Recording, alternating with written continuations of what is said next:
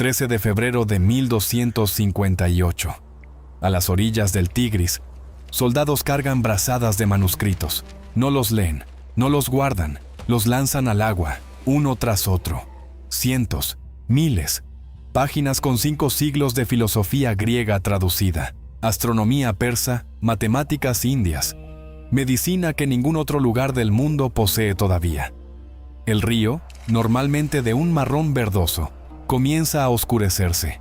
Bar Hebraeus, un cronista que vivió aquella época, lo registró así.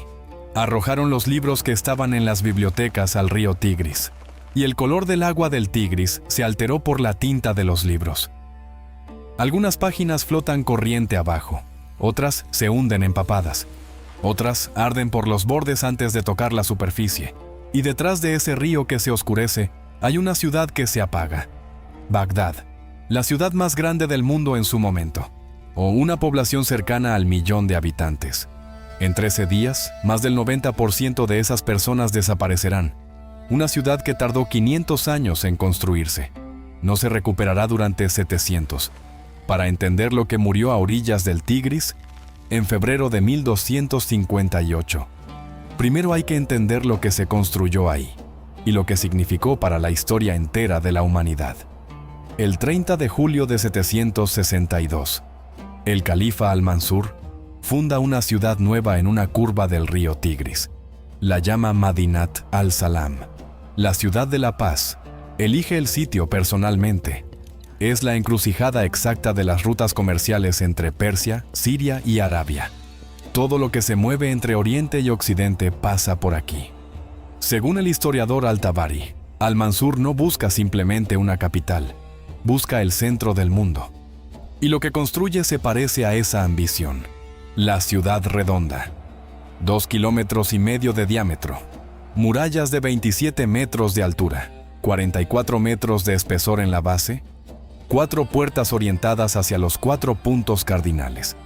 No es solo una ciudad, es una declaración geométrica. Este lugar es el eje del planeta. Para el año 786, bajo el califato de Harún al-Rashid, Bagdad se ha convertido en la ciudad más grande de la tierra. Solo la China de la dinastía Tang la supera. Su población se aproxima al 1.000.000 de habitantes.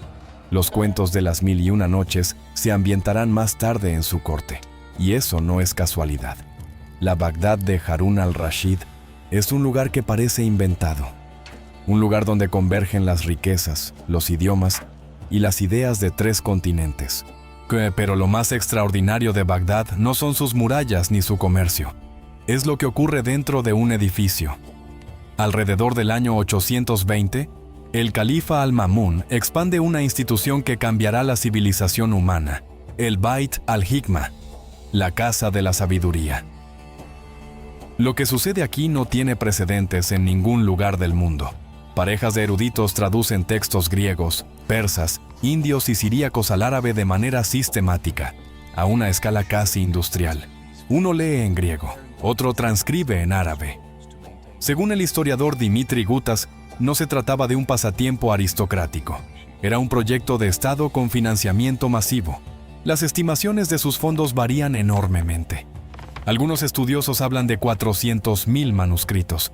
Otros elevan la cifra hasta 1.000.000. Lo que no está en discusión es lo siguiente. Contenía prácticamente toda obra significativa del conocimiento antiguo que había sobrevivido hasta ese momento. Ahora bien, es importante entender algo.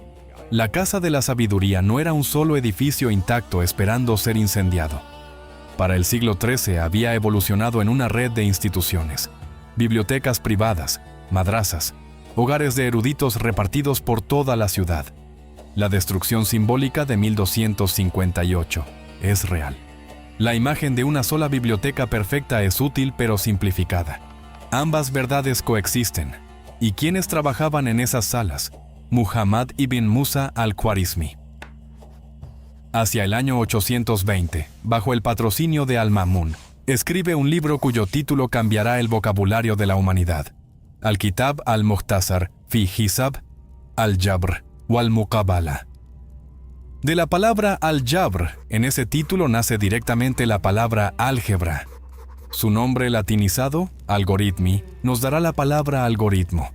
Y la palabra cifra proviene del árabe cifr, que significa cero. 3 palabras, un solo hombre. Un edificio en Bagdad. Abu Bakr al-Razi. En Bagdad, entre los siglos IX y X, se convierte en el primer médico de la historia en diferenciar clínicamente la viruela del sarampión. Escribe una enciclopedia médica de 23 volúmenes. Servirá de referencia durante generaciones. Ibn al-Haytham. Hacia 1021 completa su libro de óptica. Refuta la creencia griega de que los ojos emiten luz. Establece lo que hoy damos por sentado, que los ojos la reciben. Su trabajo influyó directamente en Roger Bacon, y a través de Bacon, en Leonardo da Vinci. Una línea recta desde una biblioteca de Bagdad hasta el Renacimiento. Y si todo esto ya te parece extraordinario, queda un hombre más. Ibn Sina. El canon de medicina se completó en 1025. Durante los siguientes 600 años dominó la educación médica en Montpellier y Lovaina, hasta 1650, casi 600 años después de haber sido escrito. El conocimiento que contenían las bibliotecas de Bagdad no era antigüedad polvorienta guardada por nostalgia. Era la vanguardia activa, viva, palpitante de la civilización humana. Imagina la escena. Cientos de lámparas de aceite iluminando salas interminables. Eruditos de todas las civilizaciones, persas, árabes, cristianos siríacos, indios, trabajando uno al lado del otro. La silueta redonda de la ciudad redonda recortada contra el cielo nocturno detrás de ellos. El olor a tinta. El sonido de las cañas de escribir rascando el papiro. En una sala, Al-Khwarizmi resuelve las ecuaciones que crearán el álgebra. En otra, instrumentos astronómicos capturan la luz de las estrellas para cartografiar el cielo. Todo lo que Europa descubriría en el Renacimiento ya está aquí, vivo, siendo escrito. Eso es lo que Bagdad era, un lugar donde la curiosidad humana trabajaba sin descanso, sin fronteras, sin límites de idioma o religión. Y si sientes admiración por lo que los seres humanos son capaces de construir, guarda esa sensación, porque la vas a necesitar. 500 años de civilización no pueden defenderse solos contra una idea. Y en las estepas orientales, una nueva idea sobre el mundo avanzaba hacia el oeste. La idea de que todo él le pertenecía a un solo imperio, rápido. En 1227 muere Gengis Khan, dejando detrás el imperio terrestre contiguo más grande de la historia. Se divide entre sus hijos y sus nietos como una herencia monstruosa. En 1251, Möngke Khan se convierte en el Gran Khan. Le encomienda a su hermano Hulagu una misión específica: destruir a los nizaríes ismaelitas, los legendarios asesinos, que habían aterrorizado al mundo islámico durante 200 años mediante asesinatos políticos y control de fortalezas de montaña. Luego, someter todo el occidente musulmán hasta Egipto. Según Rashid al-Din, cronista oficial del Imperio Mongol, no se trataba de una campaña de saqueo. Era un proyecto de conquista total.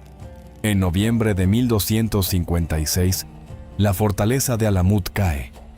Los asesinos, considerados invencibles en sus nidos de montaña durante 2 siglos, son destruidos en semanas.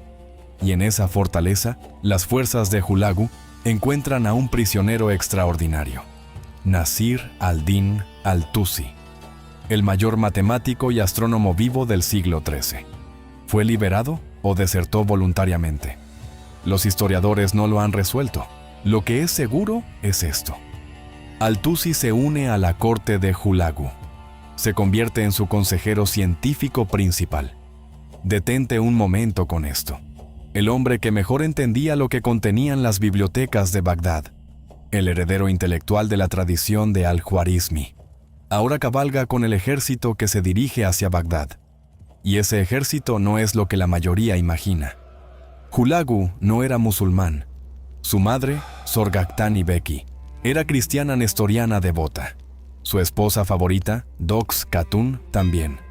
Su tienda iglesia viajaba con el campamento militar. El ejército incluía ingenieros de asedio chinos. Su tecnología de catapultas había viajado por la misma ruta de la seda que hizo rica a Bagdad. Incluía fuerzas cristianas armenias bajo el rey Getún I, contingentes cristianos georgianos. Durante el saqueo, las comunidades cristianas de Bagdad serían protegidas por intercesión de Dox Katun. El historiador armenio Kirakosgan Saketsi, cuyas propias fuerzas participaron en el asedio, lo confirma. Hulagu ordenó que ninguna iglesia ni monasterio fuera destruido y que ningún cristiano fuera asesinado. La historia de 1258 como mongoles contra el Islam borra la realidad. Fue una coalición multirreligiosa dirigida contra el califato sunita. ¿Y quién defendía Bagdad? Al-Mustasim Billah, el 37º y último califa abasí.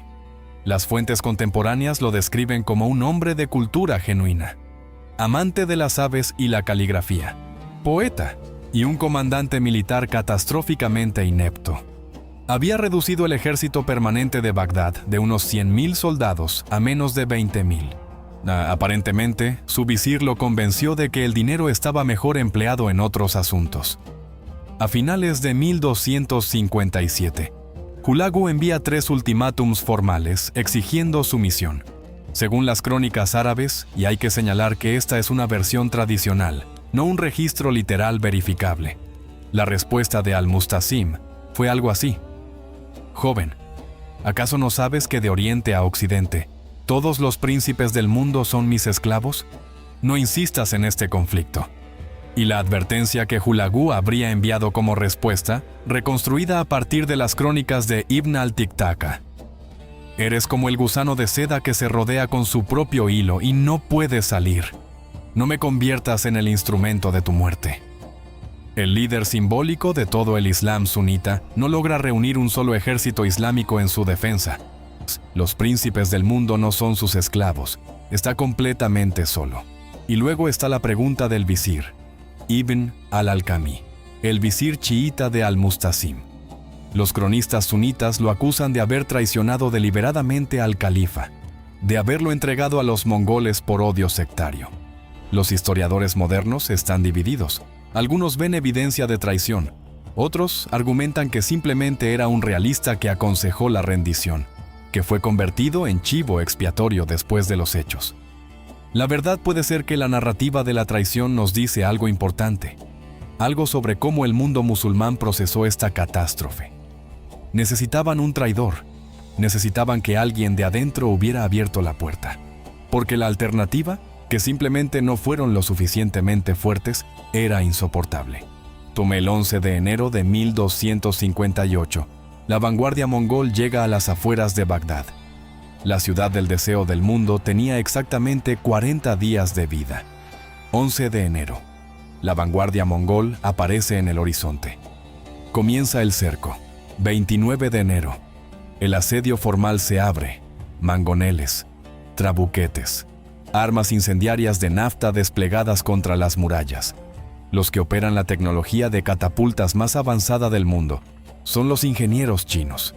Y hay una ironía que no puede ignorarse. El conocimiento que impulsa esas catapultas viajó por la misma ruta de la seda, que hizo posible la Edad de Oro de Bagdad.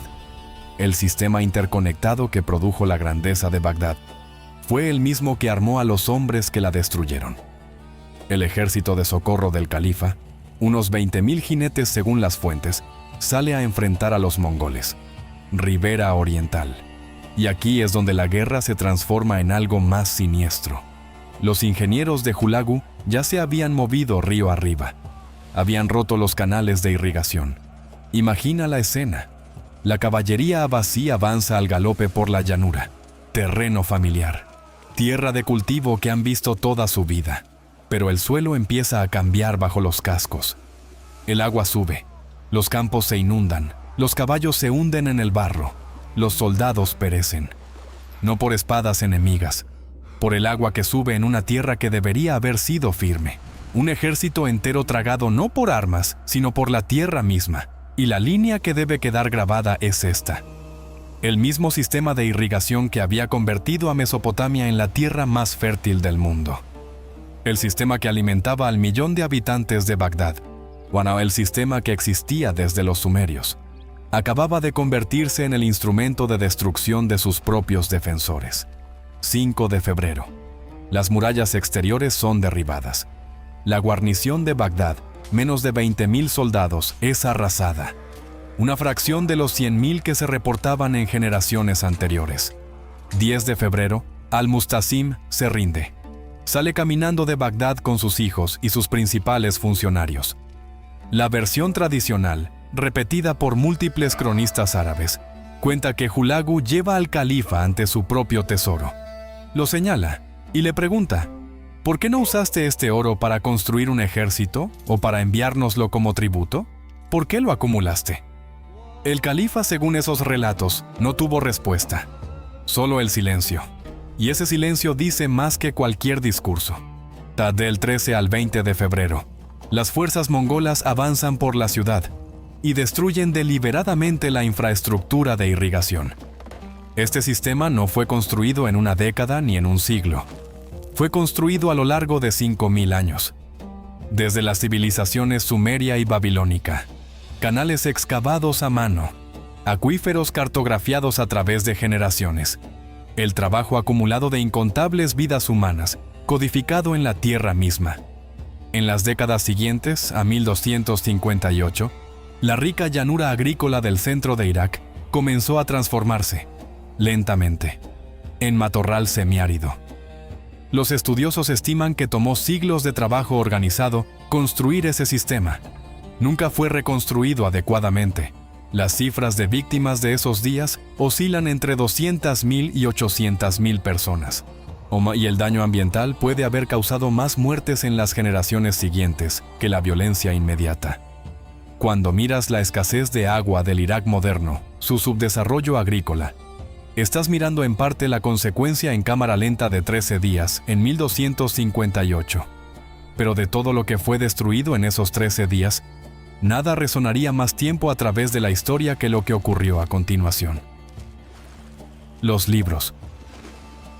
Manuscrito tras manuscrito, arrojado al Tigris. ¿Y qué contenían? Obras que las universidades europeas no poseerían durante otro siglo.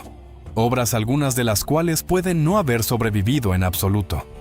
Ibn al-Tiktaka, basándose en testimonios de sobrevivientes, escribió: en aquella catástrofe no hubo hombre que escapara de ser asesinado, excepto los que se escondieron en pozos, desagües y alcantarillas. Bar Hebraeus lo puso en un registro casi poético. Las calles estaban llenas de cuerpos como hojas en otoño, y la sangre corría como ríos. La cifra de muertos debe presentarse con honestidad. Entre 200.000 y 800.000 personas muertas en la ciudad y sus alrededores. Hamdallah Mustawfi, escribiendo hacia 1340, lo resumió así: antes de las invasiones mongolas, Bagdad tenía una población imposible de contar. Después de Hulagu, la ciudad entera contaba menos de una décima parte de lo que había sido. Y luego, el 20 de febrero de 1258, llega la escena final. Al-Mustasim es llevado ante Hulagu por última vez. Una alfombra de fieltro es desenrollada en el suelo. El califa es envuelto dentro de ella. La razón importa. La tradición mongola sostenía que la sangre real no debía tocar la tierra. Se creía que eso enfurecería a los espíritus. Para ejecutar a un gobernante sin derramar su sangre en el suelo, lo envuelven. Eliminas el contacto, y entonces los jinetes mongoles cabalgan sobre la forma dentro de la alfombra, de un lado a otro, una y otra vez, hasta que el movimiento en su interior se detiene. 508 años de califato abasí no terminaron en batalla. No terminaron con un discurso final. No terminaron con una espada. Terminaron con un hombre envuelto en lana como un equipaje, y el sonido amortiguado de los cascos de los caballos. El concepto de un califato sunita unificado murió efectivamente con Al-Mustasim, la autoridad religiosa y política suprema del Islam, borrada. Los sultanes otomanos reclamarían el título a partir de 1517, hasta que Ataturk lo abolió en 1924. En 2014, Abu Bakr al-Baghdadi declaró al Estado Islámico un nuevo califato, invocando explícitamente la herida de 1258. El vacío político creado el 20 de febrero de 1258, en cierto sentido muy real, todavía se disputa. Bagdad había caído. Entre 200.000 y 800.000 personas estaban muertas. Las bibliotecas habían desaparecido. El califa había desaparecido. Pero la pregunta que importaría durante los siguientes 800 años era esta. ¿Había muerto realmente la Edad de Oro islámica? ¿O algo se había salvado? En abril de 1258, Hulagu se retira de Bagdad dejando una guarnición. La ciudad que alguna vez albergó 1 millón de personas queda reducida a un pueblo fantasma, entre 50.000 y 100.000 habitantes. En el año 1900, la población de Bagdad era de aproximadamente 150.000, todavía menos del 20% de su pico previo a los mongoles. La ciudad no superó su población anterior a 1258 hasta mediados del siglo XX, una recuperación que tomó aproximadamente 700 años. Esto no es hipérbole, es un hecho demográfico. Pero el mundo no se detuvo completamente. 3 de septiembre de 1260, la batalla de Ain Jalut, el manantial de Goliat, en Palestina. El sultán mameluco Qutuz y su general Baibars alinean unos 20.000 soldados. Usan una retirada simulada. Atraen a la fuerza mongola hacia una emboscada preparada. Los mongoles son derrotados. Es la primera derrota significativa de los mongoles en una batalla campal en la memoria de los vivos. La expansión mongola hacia el oeste se detiene permanentemente. Esto no es suficiente para deshacer 1258, pero es suficiente para detener la hemorragia. Ahí el centro de gravedad del Islam se ha desplazado al oeste, hacia el Cairo. Y luego está la ironía de Al-Tusi, completada. En 1259, Hulagu encarga la construcción del observatorio de Maraga, noroeste de Persia, a instancias de Al-Tusi, la institución astronómica más avanzada del siglo XIII. El teorema geométrico de Al-Tusi, la pareja de Tusi, Copérnico lo utilizaría en su modelo heliocéntrico. Los historiadores no han resuelto si Copérnico lo derivó independientemente, o si llegó a él a través de textos islámicos traducidos. La ironía se cierra. La mente científica más brillante del Islam sobrevivió sirviendo a los conquistadores. Preservó y avanzó el conocimiento. Pero en Persia, no en Bagdad. Tenemos las tablas astronómicas de Maraga, porque Al-Tusi se hizo útil para Hulagu. No sabemos lo que tendríamos si Bagdad hubiera sobrevivido.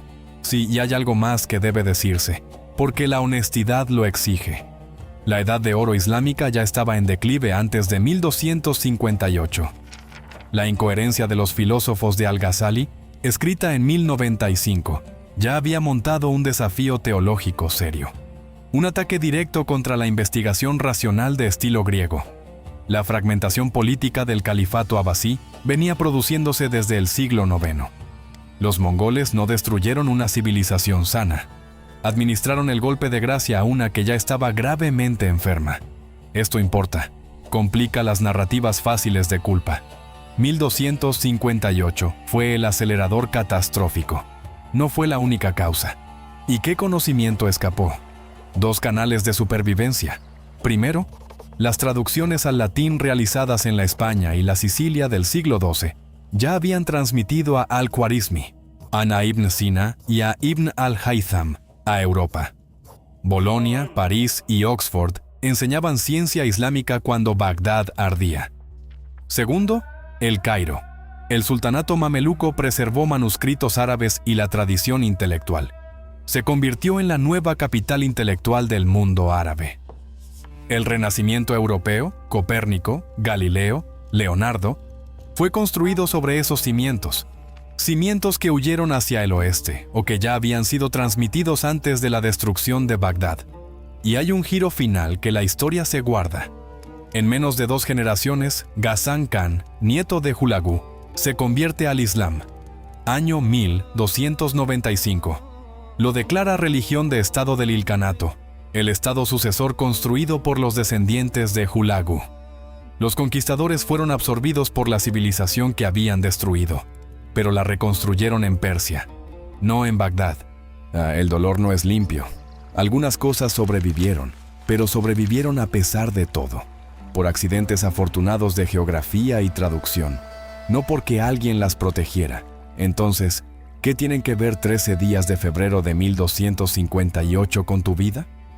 Ahora mismo, en el siglo XXI, más de lo que crees, cada vez que alguien escribe una ecuación, en cualquier lugar de la Tierra, en cualquier idioma, está usando un marco conceptual desarrollado en Bagdad.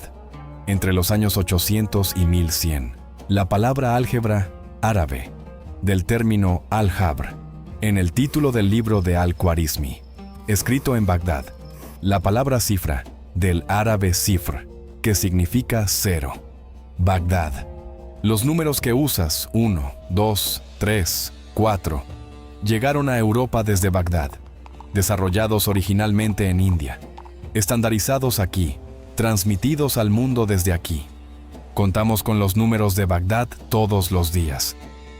El canon de medicina de Ibn Sina moldeó la educación médica europea hasta 1650, 60 años después de que Shakespeare estuviera escribiendo. La lógica farmacológica que estableció influyó en el pensamiento médico durante siglos después de eso. La óptica de Ibn al-Haytham influyó en Roger Bacon. Roger Bacon influyó en Leonardo da Vinci. Una cadena ininterrumpida desde una biblioteca de Bagdad del siglo XI hasta el Renacimiento.